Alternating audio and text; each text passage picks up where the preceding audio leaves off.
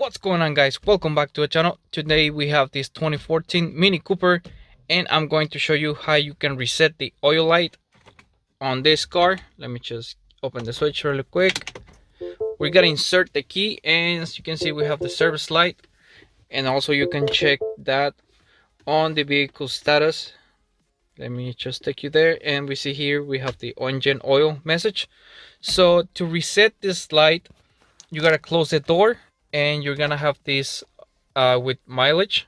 So what you're gonna do is you're gonna hold this for 5 seconds.